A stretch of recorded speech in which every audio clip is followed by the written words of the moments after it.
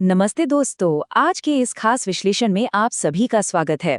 आज हम एक ऐसी जर्नी पर निकलने वाले हैं ना, जो बाहरी फिजिकल आदतों से शुरू होती है और सीधा अंदर के सबसे गहरे आकर्षण यानी उस इनर मैग्नेटिज्म तक जाती है। हम अक्सर यही सोचते हैं कि यार कॉन्फिडेंस तो बस दिखने का खेल है, लेकिन आज की इस चर्चा में हम इसको थोड़ा डिकोड करेंगे और समझेंगे कि सच में एक मैग्नेटिक पर्सनैलिटी बनती कैसे है। तो चलिए बिना किसी देरी के सीधा शुरू करते हैं। सबसे पहले एक बड़ा सवाल जो हम सबको खुद से पूछना चाहिए, क्या सच्चा आकर्षण सिर्फ अच्छे फिजिकल लुक्स और पैसे से आता है? अक्सर देखा गया है कि लोग इन सुपरफिशियल स्टैंडर्ड्स में बहुत जल्दी फंस जाते हैं। लेकिन सोचिए, क्या कभी ऐसा महसूस हुआ है कि कुछ लोग बिना किसी खास दिखावे के भी बस एक रूम में आते हैं और सबको अपनी तरफ खींच लेते हैं? आज हम आकर्षण के उन्हीं असली मैकेनिक्स को डिकोड करने वाले हैं, जो इन दिखावे वाली चीज़ों से बहुत बहुत ऊपर हैं। आज के इस सफर का एक छोटा सा ओवरव्यू ले लेते हैं। पहले हम कुछ प्रैक्टिकल टिप्स देखेंगे, जैसे कि पावरफुल बॉडी लैंग्वेज, स्माइल और पोस्चर।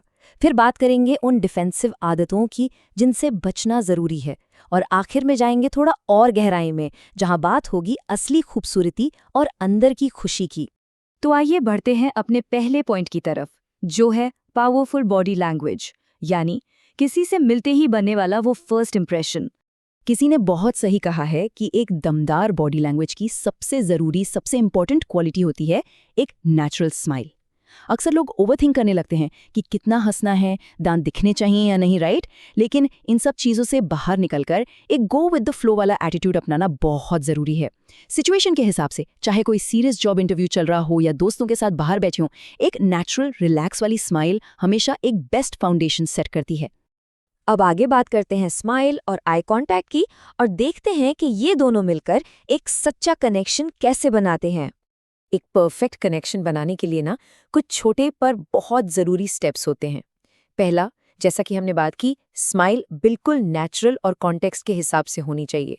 दूसरा, सामने वाले को लगातार घूरना नहीं है, ये सामने वाले को सच में काफ़ी अनकंफर्टेबल कर सकता है। तीसरा और सबसे ज़रूरी स्टेप, बात करते वक्त बार बार नीचे नहीं देखना है, क्योंकि ये कॉन्फिडेंस की कमी को साफ दिखाता है। और चौथा, आई कांटेक्ट को एक्सप्रेसिव बनाइए। जब किसी से बात करते वक्त आंखों से लगता है कि पूरी तरह से इन्वॉल्वमेंट है, तो एक इंस्टेंट रैपो बन जाता है। अब आते हैं हमारे तीसरे हिस्से पर, जो है पोस्चर और प्रॉपर हैंडशेक, जो हमारे कॉन्फिडेंस को एक सॉलिड ग्राउंड देता है। जरा सोचिए, आपका पोस्चर अभी इस वक्त कैसा है? देखिए, जब भी फिजिकल टच की बात आती है तो हैंडशेक का जिक्र तो आना ही है। असूल बहुत सिंपल है, ग्रिप फर्म और सिक्योर होनी चाहिए। इसे इतना टाइट भी नहीं करना है कि सामने वाले का हाथ ही दर्द करने लगे, और ना ही बिल्कुल ढीला छोड़ना है कि सामने वाले को अजीब लगे। और हाँ, एक सबसे अजीब आदत जिससे बिल्कुल बचना चाहिए, हैंडशेक करते वक्त हथेली पर उंगलियों के अजीब मूवमेंट्स करना। ये सुनने में फनी जरूर लगता है, पर ऐसी छोटी छोटी गलतियां आपका पूरा इंप्रेशन बिगाड़ सकती। एक और बहुत जरूरी कॉन्सेप्ट यहाँ पर आता है, जिसे कहते हैं ब्लॉकिंग पोज। ये क्या है? जब भी हम आर्म्स फोल्ड करके या झुककर बैठते हैं ना, तो अनजाने में ही एक डिफेंसिव और क्लोज्ड ऑफ सिग्नल जाता है। ये सामने वाले को अनकॉन्शियस लेवल पर दिखाता है कि या तो डर है या फिर इस कॉन्वर्सेशन में कोई इंटरेस्ट ही नहीं है। बेसिक लेवल पे ये दो लोगों के बीच एक मेंटल ब्लॉक क्रिएट कर देता है। इसे और अच्छे से समझने के लिए इन दो पोस्चर्स को कंपेयर करते हैं। एक तरफ है डिफेंसिव पोस्चर, झुककर बैठना, आर्म्स फोल्ड करना, मसल स्टिफ रखना और खुद को थोड़ा पीछे खींचना। और दूसरी तरफ देखिए एक कॉन्फिडेंट पोस्चर, एकदम सीधी स्पाइन, बिल्कुल रिलैक्स्ड मसल्स और आगे की तरफ थोड़ा सा लीन होना। पता है, आगे लीन होना और एक ओपन स्टैंस रखना, ये एक अटैक रेडी, इंगेजिंग कॉन्फिडेंस दिखाता है, डर नहीं। ये साफ साबित करता है कि हम उस कॉन्वर्सेशन में पूरी तरह से प्रेजेंट हैं। यहाँ से हम अपने अगले सेक्शन की तरफ मुड़ते हैं, अवॉइडिंग डिफेंसिव हैबिट्स, यानी वो अनजाने में होने वाली आदतें जो हमारे सच को बाहर ला देती हैं। होता क्या है कि स्ट्रेस में हम अक्सर कुछ ऐसी आदतें अपना लेते हैं जो चुपचाप कॉन्फिडेंस की कमी को जाहिर कर देती हैं, जैसे बार बार नाक छूना, बालों से खेलना, लगातार पैर हिलाते रहना, किसी पेन या ऐसी ही किसी छोटी चीज़ के साथ फिजिट करना, या फिर तनाव वाले माहौल में नाखून चबाना। ये सुनने में भले ही बहुत छोटी आदतें लगें, लेकिन ये सब थकी हुई और डिफेंसिव बॉडी लैंग्वेज की निशानियां हैं। हमें इन आदतों को कॉन्शियस होकर पहचानना होगा ताकि बाहर से एक काम और कॉन्फिडेंट इमेज मेंटेन की जा सके। एक चीज़ हमेशा याद रखने वाली है कि कॉन्फिडेंस कोई स्विच नहीं है जिसे अचानक से ऑन कर दिया जाए। एक बहुत हैरान करने वाला फैक्ट ये है कि कई बार वेटिंग रूम में ही सीसीटीवी कैमरास के जरिए आपका बिहेवियर ऑब्जर्व किया जा रहा होता है, इंटरव्यू शुरू होने से पहले ही। अगर कोई बाहर रिलैक्स्ड और कॉन्फिडेंट है तो पूरी उम्मीद यही होती है कि अंदर भी वो कॉन्फिडेंट ही रहेगा। इसीलिए कंसिस्टेंसी ही सबसे बड़ी की है। अब थोड़ा सा डायरेक्शन चेंज करते हैं और चलते हैं फिजिकल दिखावे से थोड़ा और आगे की बात पर, यानी रियल ब्यूटी एंड अट्रैक्शन पर। यहाँ एक बड़ा ही डीप फिलोसॉफिकल सवाल उठता है, वो रियल ब्यूटी आखिर क्या है जो कभी ढलती ही नहीं। देखिए, हमने अक्सर देखा है कि लुक्स या पैसे से किसी का भी ध्यान तेजी से खींचा जा सकता है, लेकिन जब पता चलता है कि अंदर से इंसान खाली है तो उतनी ही तेजी से लोग दूर भी हो जाते हैं। ये सब चीजें टेम्पररी हैं, पल भर की हैं। तो फिर वो परमानेंट मैग्नेटिज्म, वो असल आकर्षण आखिर किस चीज में छुपा है? इसका जवाब इस खूबसूरत थॉट में है। असली खूबसूरती वो है जब अल्फाज कम पड़ जाएं और बिना कुछ बोले एक एफर्टलेस कनेक्शन बन जाएं।